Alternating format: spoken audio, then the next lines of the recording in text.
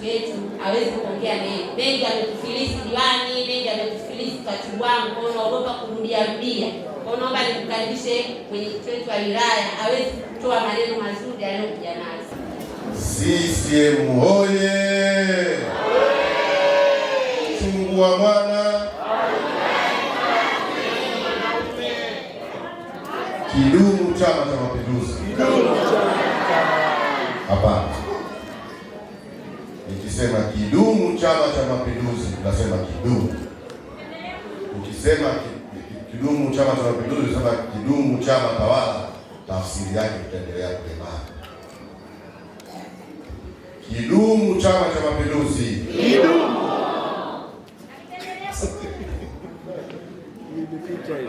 Mheshimiwa Mwenyekiti wa Jumuiya ya Wazazi Kata, viongozi wa kamati ya utekelezaji kata, Mheshimiwa Mwenyekiti wa Jumuiya ya Wazazi tawi la Mbagala Kuu na kamati yako yote ya utekelezaji, wajumbe wenzangu wa baraza la wazazi wilaya ya Temeke, katibu wa Chama cha Mapinduzi kata ya Mbagala Kuu, Mheshimiwa diwani na wajumbe wote wa kamati ya siasa ya kata, wajumbe wa kamati ya siasa ya tawi, viongozi wenzangu wa tawi la Kisemvule, wajumbe wenzangu, wanachama wenzangu wa jumuiya ya wazazi UWT vijana na chama kwa ujumla wake katika tawi la Mbagala Kuu. Asalamu alaykum. Tumsifu Yesu Kristo. Kristo. Ndugu mwenyekiti, kwanza mimi nitoe shukrani zangu za dhati kwa niaba ya baraza na kamati ya utekelezaji wilaya ya Temeke na baraza la wilaya ya Temeke kwa kunipa heshima hii ya kuja kuwa mgeni rasmi kwenye mkutano huu. Kwa niaba ya baraza kuu la wazazi wilaya ya Temeke tunakushukuru sana kwa kuaminisha ama kuwaaminisha shukrani zetu. Ndio maana leo hii nilikuja na wajumbe wa baraza wanaotoka kwenye kata mbalimbali, lakini nina katibu anayetoka kata ya Keko kwenye jimbo la Temeke na katibu kata anayetoka kata ya Charambe kwenye jimbo la Mbagala.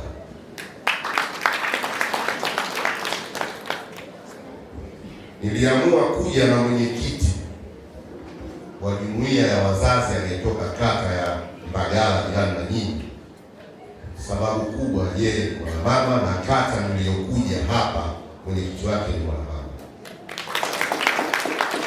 Na mimi najivunia katika baraza langu wilaya ya Temeke nina wenyeviti wa kata 4 tu wanawake.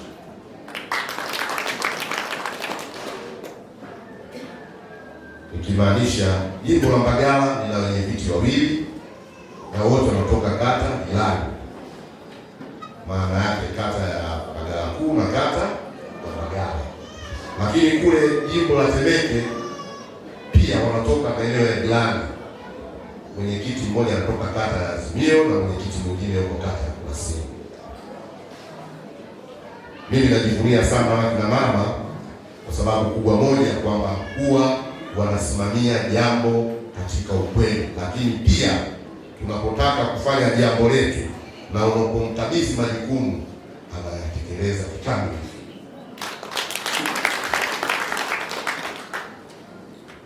Lakini pia niwashukuru ndugu zangu kutoka tawi la Kisemvule. Ndugu zangu, mimi kwa majina naitwa Hamisi Slim Hamisi, ni mtoto wa mdogo wake na marehemu diwani wa kata ya Vikindu Mzee Alhaji Bofu. Mimi ni baba yangu mkubwa. Mzee Shahame pale pia ni baba yangu mkubwa. Kwa hiyo mimi sehemu mojawapo pia na asili ya Vikindu, kwa sababu Kikeni kwa baba yangu ni Vikindu, na ndio hata yale makaburi pale nyuma kule ndio Kikeni kwake.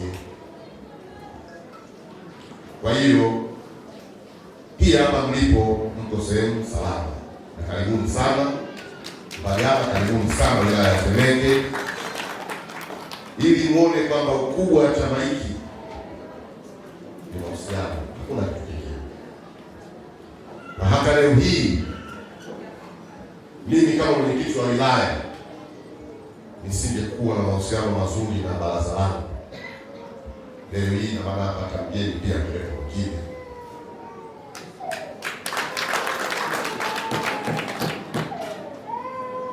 Kwa hiyo sote, mimi na ninyi, tumekuja kujifunza pia Mbagala. Ndio maana niliomba wajumbe wa baraza tuje wote kwa pamoja, ili yale ambayo niliahidi siku nilipochaguliwa ya kwamba nataka kuja kufanya kazi ya jumuiya ya wazazi, siji kufanya ushabiki wa kisiasa ndani ya kamati ya siasa. Nitakwenda kusimamia maslahi mapana ya jumuiya ya wazazi katika vikao vya kamati ya siasa, na hiyo ndio kuzifahamu moja kubwa. Linapohusu jambo la wazazi ndani ya kikao cha kamati ya siasa, nitasimama hapa kupiga sarakasi kwenye meza. Nia na mazumuni kuona heshima ya jumuiya ya wazazi, nidhamu ya jumuiya ya wazazi inabaki kuwa pale pale kwa malengo yaliyowekwa na waasisi wetu hayati baba wa taifa Mwalimu Julius Kambarage Nyerere, lakini na Sheikh Amri Abeid Karume. Sisi sote ni mashahidi. Tukirudi kwenye kanuni yetu ya wazazi, inatuelekeza kwamba majukumu tuliyopewa ni yapi, lakini majukumu tuliyopewa sisi ni kusimamia swala la elimu, malezi, maadili, mazingira, afya na uchumi. Ndio maana aliposimama Mheshimiwa Diwani alitoa sifa nyingi kuhusu mimi. Ni kweli, tukizungumzia swala la elimu, tukizungumzia swala la malezi, maadili na mazingira, mambo haya yote hayataki siasa. Haya ni utekelezaji wa kazi na shughuli za kila siku za kiserikali. Nami nipongeze mwenyekiti na kamati yako ya utekelezaji, kwanza kwa kualika walimu, kwa sababu hii ndiyo jukumu letu kubwa. Ili uweze kuwa na malezi, lazima kwanza tuwe na masuala ya elimu iwe mbele. Ndio maana hata kwenye kueleza kwake swala linaloitwa EMA, elimu imekuwa ya kwanza. Kwa nini imekuwa ya kwanza? Maana yake kwamba ni lazima kwanza mtu afute ujinga. Atakapofuta ujinga, ina maana atakuwa ni mtu ambaye ana tahadhari ya kuweza kujikinga na maradhi. Mwalimu aliwahi kutuambia adui wakubwa ni watatu: elimu, maradhi na nini ile na umaskini.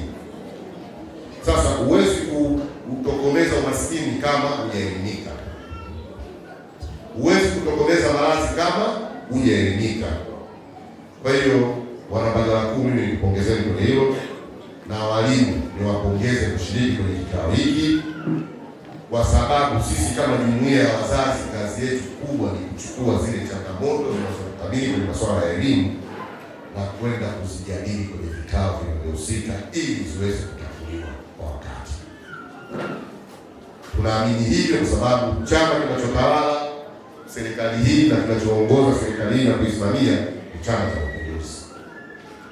Hapa tunaona kwenye taarifa ya kazi, na mimi niendelee kuwazidi kuwapongeza kwenye taarifa ya kazi kwamba mmeinyambua na kuinyumbulisha vizuri. Niwapongeze walezi, nikimaanisha katibu kata wa Chama cha Mapinduzi, lakini pia pamoja na katibu wa Chama cha Mapinduzi wa tawi. Haya ndiyo malezi na huu ndio usimamizi. Naamini kabisa taarifa hii ilipita kwa baraka zenu.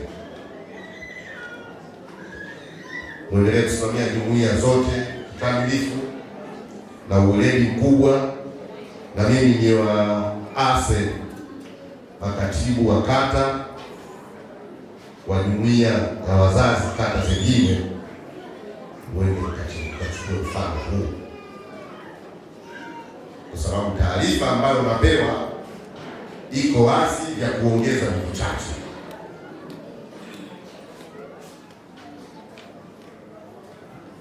Ndugu zangu, mimi taarifa nimepokea, iko vizuri, lakini kuna maeneo ambayo nimeainisha kwa kuzidi kuwapongeza kwenye kutembelea, kufanya ziara kwenye maeneo mbalimbali, kwa sababu ndio wajibu wa jumuiya yetu, lakini pia na chama, kwa sababu sisi kama jumuiya ni lazima tukachukue changamoto zinazohusiana na elimu, malezi na mazingira, ili tuzilete kwenye chama, zijadiliwe na kuchakatiwa, ili ziende kwenye vikao husika na mamlaka husika, ili ziweze kutatuliwa.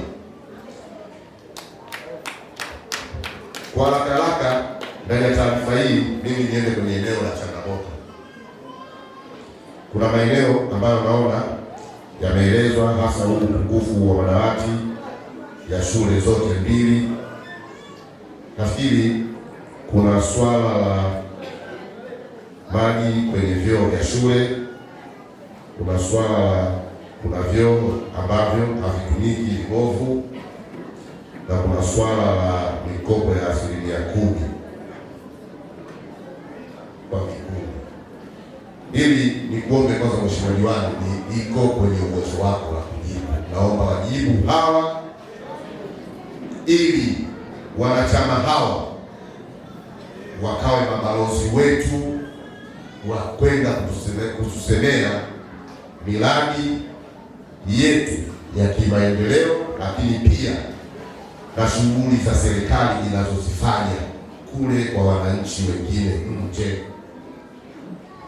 Sisi viongozi tumezoea kuwa mabubu, tunakaa na makablasha ndani sisi, lakini kwa kupitia mkutano huu, Mheshimiwa Diwani, naomba utoe ufafanuzi ili sote kwa pamoja tutoke na uelewa wa pamoja, ili sasa tutoke kifua mbele kwenda kusema. Lakini Mheshimiwa Diwani, bado naendelea kwako, kwa sababu ingependeza tungempata pia afisa elimu angekuwepo, tungeendelea na mchakato mwingine. Tukizungumzia kwenye swala la hivi vyoo vibovu havitumiki, na najua na nafahamu kwamba kuna pesa zinazotoka kila mwezi kwenye shule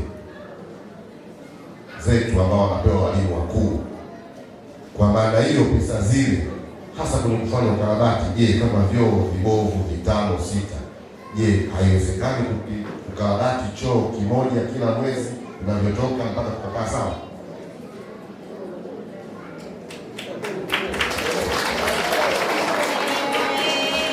CCM oye! Mwenyekiti oye! Mheshimiwa Mwenyekiti, kwa ruhusa yako tena nikushukuru, lakini pia pesa inayoletwa kutoka halmashauri au serikali kuu inatoka ikiwa na maelekezo, lakini niombe sasa na mimi nifuatilie, lakini kuna pesa ya ruzuku ambayo inaletwa kwa ajili ya kununua vifaa kwa ajili ya matumizi ya kitaaluma, lakini ninaamini kama kuna pesa inatengwa kwa ajili ya matumizi mengine ni pesa kwa ajili ya mwalimu mkuu. Kwa hiyo mwalimu mkuu pesa ile ni kwa ajili ya kuendeshea shughuli zile za kwake, ikiwemo masuala ya stationery na vifaa vingine vidogo vidogo, lakini kuna pesa ambayo inaletwa kwa ajili ya ukarabati, huwa inatengwa moja kwa moja kwa ajili ya kazi hiyo. Lakini niombe sasa kwa sababu kamati ya shule ipo na walimu wapo, lolote ile ambalo litahitajika kwa ajili ya ufuatiliaji, mimi naomba nilipokee, nifuatilie kwa kina nione ni namna gani tunaweza tukasaidia na tukashauri shule hivi vyoo ambavyo viko ndani ya uwezo wa shule kukarabati, basi kazi hizo zifanyike. Nashukuru. CCM oyee! Mwenyekiti wa serikali ya mtaa ambako yuko hiyo shule, hebu simama. Upo katibu wa elimu na malezi wa tawi hilo, upo katibu wa elimu na malezi kata, ulikuwa unasema wale wa kamati ya shule wapo ni shule.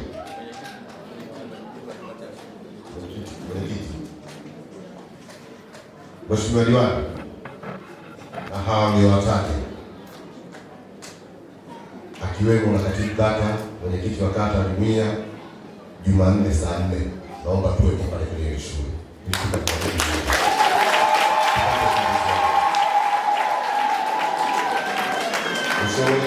Mwenyekiti, naomba awaandae saa 4 kamili tuwe kwenye ile shule siku ya Jumanne.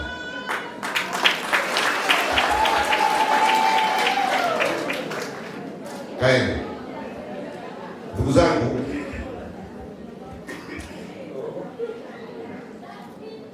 nimefanya hivi kuondoa zile tunasema short ama ajali za kisiasa.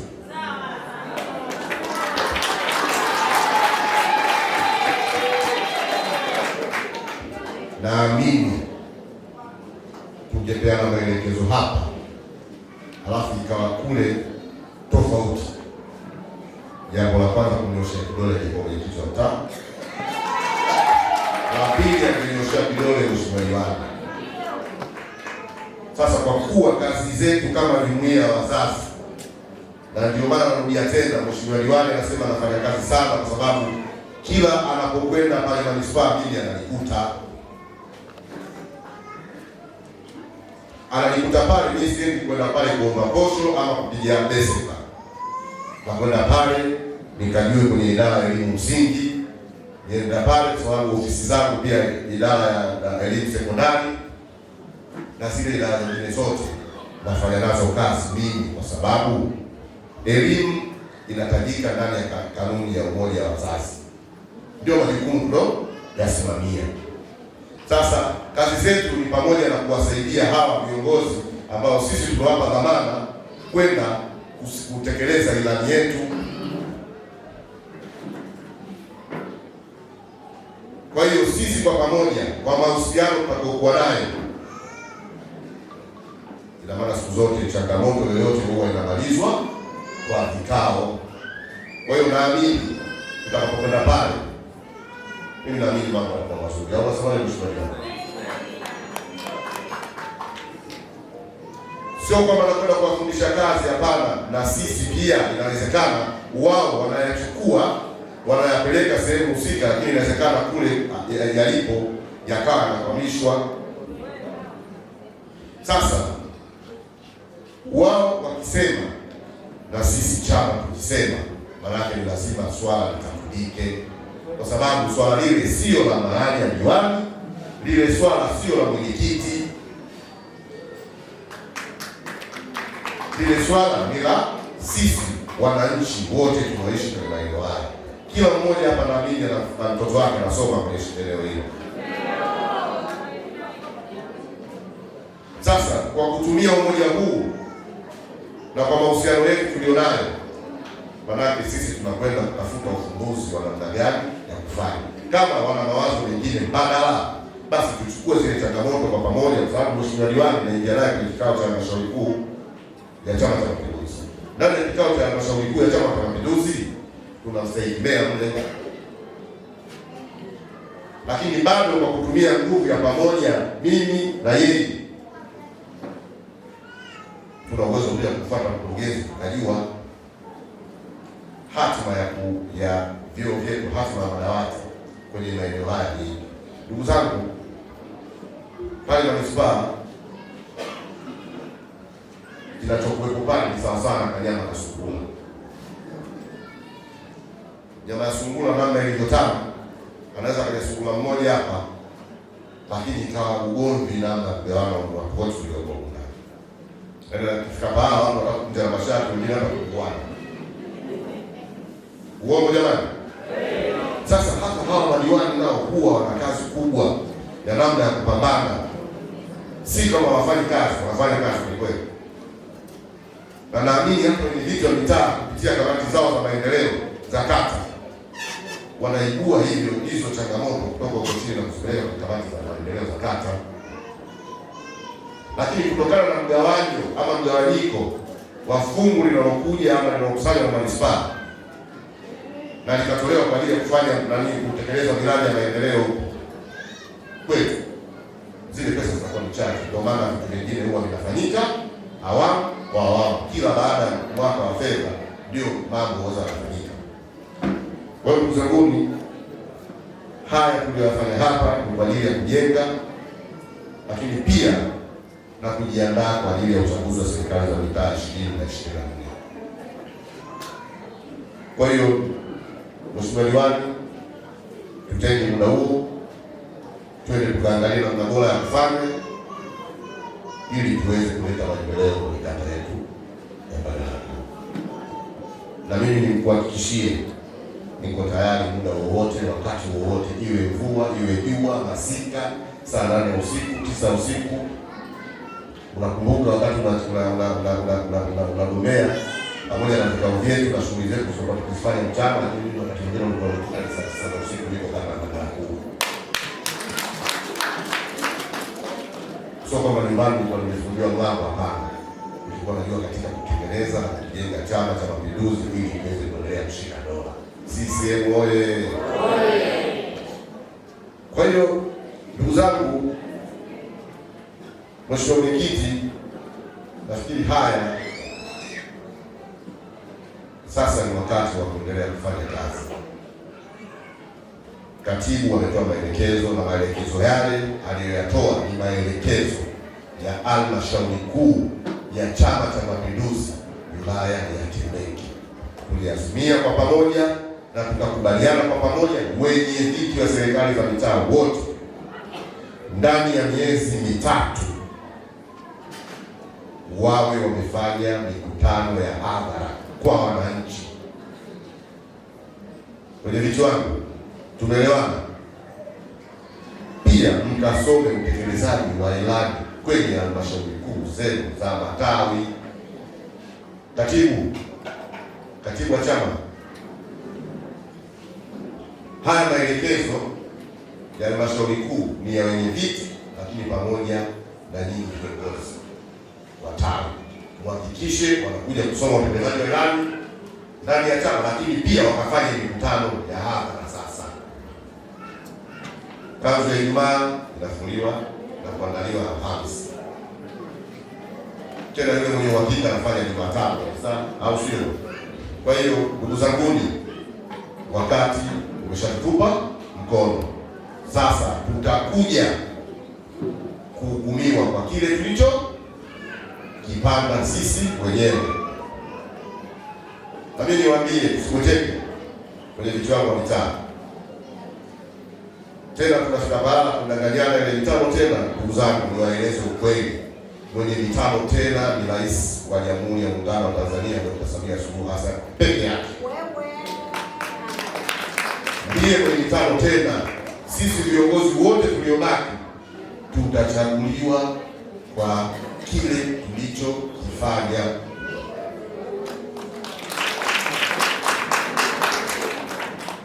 Kwenye kitu wenu hapa ni Msambaa. Wasambaa na usemi wao mmoja anasema kati ya kambuzi kahela. Yaani mkia wa mbuzi unafagia pale alipolala tu.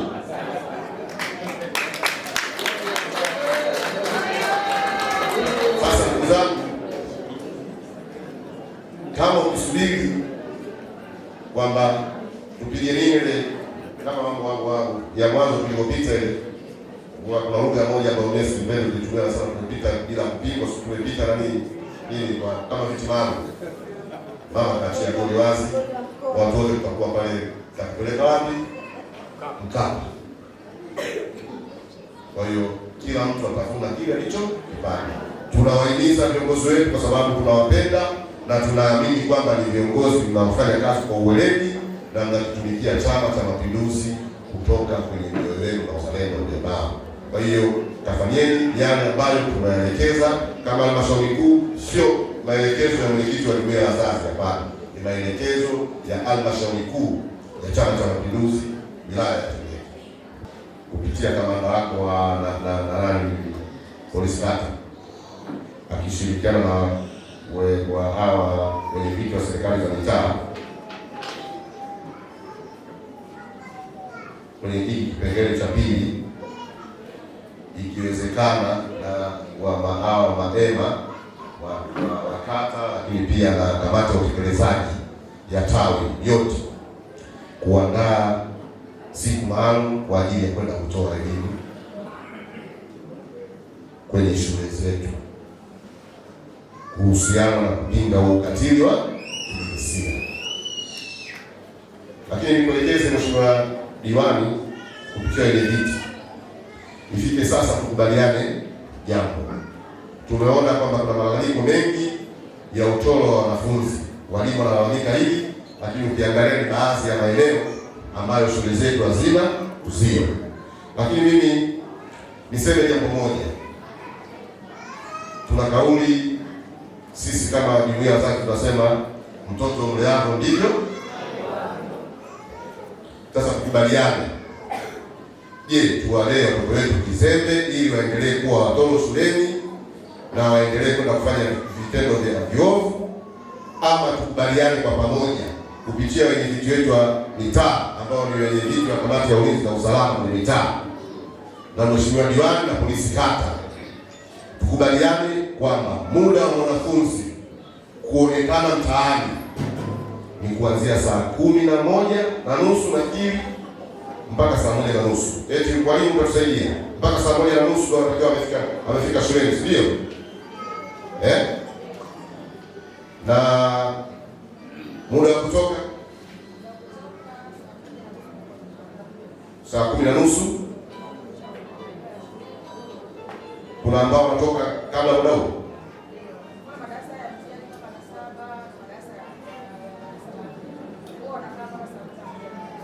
Yaani wanaotoka chini ya muda huo saa 10.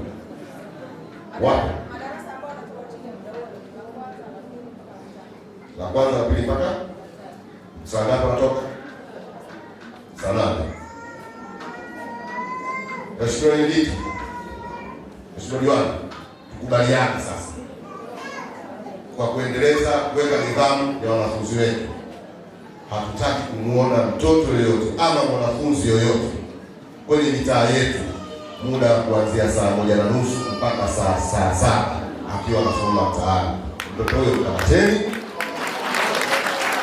Wa kwanza mjue shule gani anasoma, mkamuone mwalimu wa zamu ama mwalimu mkuu aeleze, kwa sababu mimi nakumbuka miaka tulikuwa tunasoma sisi, akiondoka mwalimu ulikuwa ni lazima uandikiwe karatasi kama unaondoka kwenda shule nje ya muda, ni lazima uandikiwe karatasi kwamba wewe ni mgonjwa ama vipi, upate ile permission. Sasa kama mtoto ana hiyo kitu au taratibu unaendelea sasa kwa mwalimu haupo. Kwa hiyo inawezekana na sisi pia kuvunja taratibu zile ndio nichangia haya masuala ya watoto kutoroka na kwenda kukaa boda. Sasa tukubaliane Mheshimiwa Diwani, saa 1, saa 2 kamili asubuhi siku za shule haruhusiwi mtoto yoyote kuonekana mpaka saa 8 mchana. Ndio sawa mwenyekiti. Mtoto yoyote, mwanafunzi yoyote akionekana mtaani akamatwe, kwanza aende kwenye shule tujue ni mwalimu ama nani aliyemruhusu kutoka kule. Lakini isiwe kwa wanafunzi tu, hata kwa wale ndugu zetu, dada zetu ambao wanavaa ovyo, wanavaa nusu uchi.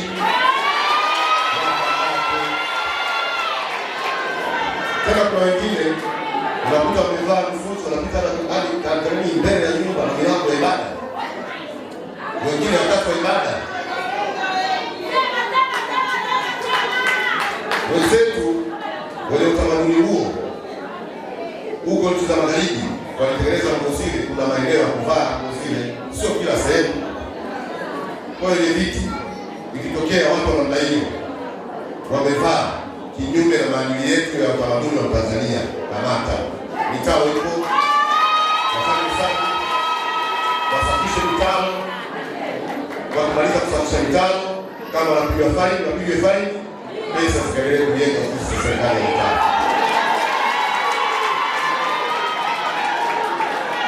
Sisi oye!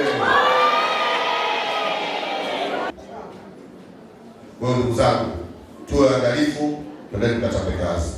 Baada ya kusema hayo, niendelee kusisitiza, maana nilipewa angalisho kwenye lile eneo la viti ya mtaa kuhusiana na ule ukamatani. Ndugu zangu wale madada, pamoja na kwamba wamevaa nusu uchi, basi wakikamatwa wakamatwe kwa ustaarabu, wafanyishwe kazi kwa ustaarabu na waruhusiwe kwa ustaarabu. Isiwe tena wanaenda kufanya kama chakula. CCM oye! Ukija kesi kabako kafanya nini, hilo la kwako kwenye kichwa chako. Tumeelewana? Sisi tunataka kuendelea kulinda maadili yetu na malezi yetu, kwamba tumekukamata unafanya haya kwa kosa hili, na ikiwezekana akili kwa maandishi kwamba hatarudia tena. Sisi tumeelewana? Kwa hiyo ilikuwa ni hilo, maneno vinginevyo vinatosha.